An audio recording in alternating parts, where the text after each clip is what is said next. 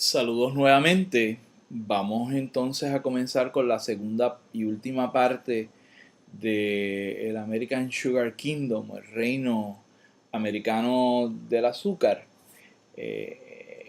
Como les decía en la clase anterior, esa dominación estadounidense en las Antillas tuvo como piedra angular el desarrollo de las centrales azucareras que trajo, como vimos en el caso de Puerto Rico, una reestructuración de las relaciones de trabajo, de las relaciones de propiedad e inclusive las relaciones políticas al formar una clase de plantadores, de colonos, de centralistas locales afiliados a los Estados Unidos, anexionistas, que desempeñaron, y todavía muchas de esas familias desempeñan un papel crítico en la economía, sociedad y política en Puerto Rico.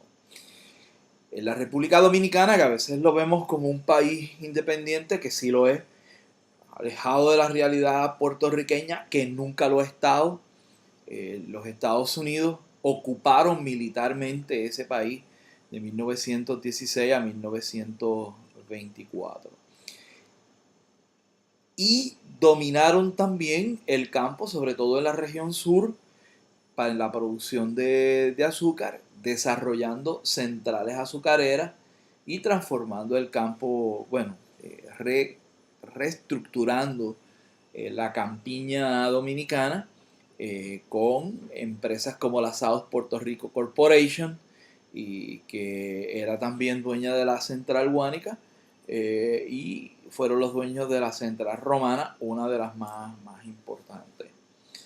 En Puerto Rico, ¿verdad? Habría que ver cuántas instancias o momentos de violencia contra los campesinos hubo. Aquí el mundo jurídico y político era otro, pero en la República Dominicana hay evidencia de violencia contra los campesinos, y como no hay nada nuevo bajo el sol, contrataron a compañías privadas, es decir, privatizaron la violencia para quemar campos de los campesinos. Al igual que pasó en Puerto Rico, hubo un expolio, ahí hay un pequeño typo en el slide, en un expolio, es decir, un usufructo, un robo, una explotación de las tierras campesinas cuando empezaron a llevar agrimensores y abogados notarios para poner en tela de juicio el reclamo que hacían muchos campesinos sobre tierras que decían que habían poseído desde tiempo inmemorial por mercedes reales, concesiones reales o concesiones desde los tiempos de las invasiones haitianas, todo ese tipo de cosas. Y ahí empezaron a cuestionar las tierras, la posesión de las tierras, y una vez quedaba en entredicho esa posesión, se las compraban al Estado, y así esas compañías azucareras empezaron a hacer lo que hicieron en Puerto Rico, que empezaron a concentrar grandes cantidades de tierra en sus manos, ¿verdad? Convirtiéndose en latifundios importantes. Eh, como todavía el campesinado y la pequeña propiedad, los productores de tabaco, los productores de agrícolas de subsistencia, es decir, nuevamente, campesinos, dominaban el campo dominicano. Esa expansión azucarera de los Estados Unidos requirió, ¿verdad?, de una importación de mano de obra. Y eso va a ser una característica no solamente para el azúcar, sino para otras industrias y lo que yo llamo las otras plantaciones, como veremos en el último cuadro que les voy a presentar. La migración y el flujo de trabajadores, que ya lo vimos en los madamos y las madamas para el siglo XIX. Así que braceros, es decir, trabajadores agrícolas que prestan sus brazos para las cosechas, antillanos, es decir, de las Antillas, y muchos de ellos Antillas británicas, van a llegar a la República Dominicana, sobre todo a lo que va a ser uno de los centros de producción azucarera más importantes que tiene el país en el sur, que se llama San Pedro de Macorís. Y como muchas de estas cosas, muchos de estos conceptos y términos los usamos intercambiablemente por todo el Caribe y les damos diversos significados, encontramos el uso del término cocolo para llamarle a esos braceros antillanos ahí en la República Dominicana. Y bueno, los haitianos ahí empiezan a desempeñar un papel crítico, hombres y mujeres pobres, eh, en un país que desde tan temprano se les caía encima, sirvieron también como braceros a la gran producción agrícola cañera dominicana. Aquí vemos un mapa eh, con las principales centrales y las áreas de producción agrícola cañera en la República Dominicana, sobre todo la Romana, San Pedro de Macorís y Barahona, todas al sur, ¿verdad? Y a ambos lados de la capital, Santo Domingo. Estos mapas y alguna de la información que le estoy proveyendo vienen del libro The American Sugar Kingdom, un libro extraordinariamente crítico en historia sobre la presencia de los estadounidenses en Cuba, Puerto Rico y Cuba, escrito por un historiador puertorriqueño de nombre César Ayala.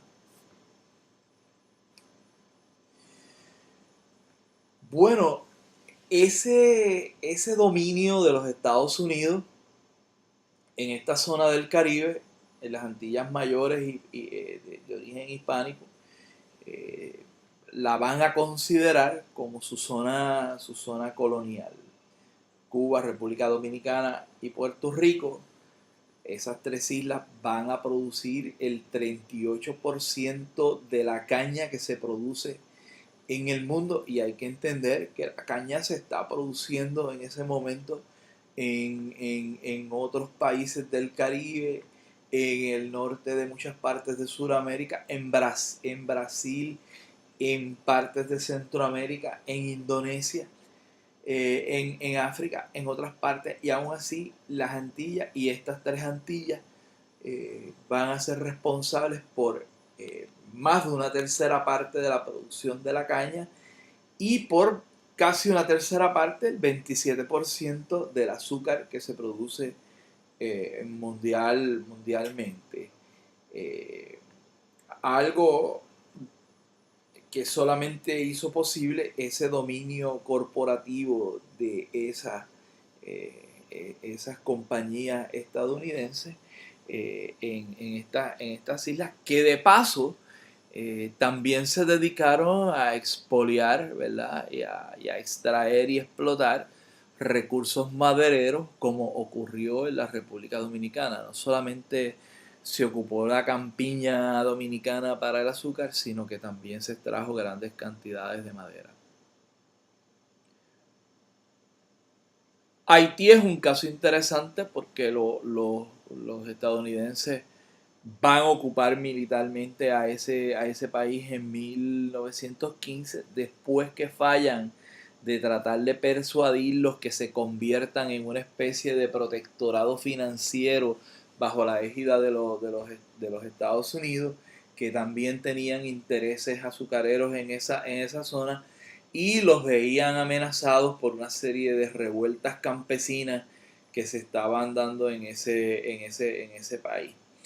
Y con el pretexto de aplacar a esos rebeldes que iban en contra de los intereses del Estado en ese momento, intervienen en Haití en 1915. La Haitian American Sugar Company es el eje central de esas operaciones. e instauran el trabajo forzado en las obras públicas del país, porque para poder producir ese azúcar, para poder moverla de un sitio a otro, bueno, hay que hacer carreteras y preparar el país con la infraestructura, la inversión en infraestructura necesaria para ello.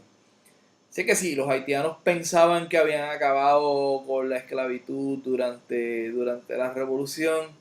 Les ha tocado varios episodios de esclavitud, eh, ¿verdad? Durante diversos periodos de su historia, incluyendo la ocupación estadounidense. ¿Qué podemos decir que va a ocurrir y que va a pasar en el Caribe a partir de esa ocupación estadounidense que, que va a dominar las primeras 3, 4 décadas del siglo XX? Bueno, que el azúcar entra en una crisis, van a bajar los precios y el azúcar deja de ser importante. En todo el Caribe vamos a ver movimientos de reafirmación cultural antillana, negra, de negritud, de caribeñismo. Vamos a tocar algunas de esas cosas en el curso. Hay un proceso de ruptura con la plantación, un no, digámosle que no al latifundio de la explotación. El caso de Puerto Rico con el movimiento populista de Muñoz es un caso de eso. El rompimiento con el rompimiento de la explotación azucarera de los cubanos y la revolución. Nada, para caer en otro tipo de situación muy particular con la caña, con la revolución, pero bueno. Vamos a ver la aparición de gobiernos dictatoriales, por ejemplo, en la misma Cuba con Batista, en el caso de Haití con Duvalier, y en el caso de la República Dominicana con Rafael Leonidas Trujillo. Que todos van a estar ahí para proteger los intereses económicos estadounidenses y se van a convertir en unos adláteres, en unos procónsules, palabras muy bonitas para decirle soplapote a esta gente. Vamos a observar el desarrollo de movimientos anticoloniales, movimientos en búsqueda de la independencia o de arreglos especiales con las naciones imperiales, o la anexión, como va a ser, ¿verdad?, en cierta medida el caso de las Antillas francesas, o la participación en la mancomunidad o en la participación en asociaciones regionales. Y con la desaparición de la caña van a aparecer otras plantaciones, como van a ser las refinerías de petróleo, las fábricas y los hoteles, que van a ser de las nuevas empresas y de las nuevas actividades económicas que van a imperar en el Caribe. Me parece que el turismo, la manufactura y el procesamiento de hidrocarburos van a ser 3 actividades que van entonces a reemplazar a la caña y van a desempeñar un papel en la manera en que se va a mover la fuerza de trabajo y la gente en toda la región caribeña. Así las cosas. Con esto nos detenemos en el reino del azúcar, la dejamos, procedemos a tomarnos el resto de la clase como el que se toma un buen café puya, sin azúcar. Bueno, por ahí nos vemos y éxito en sus exámenes.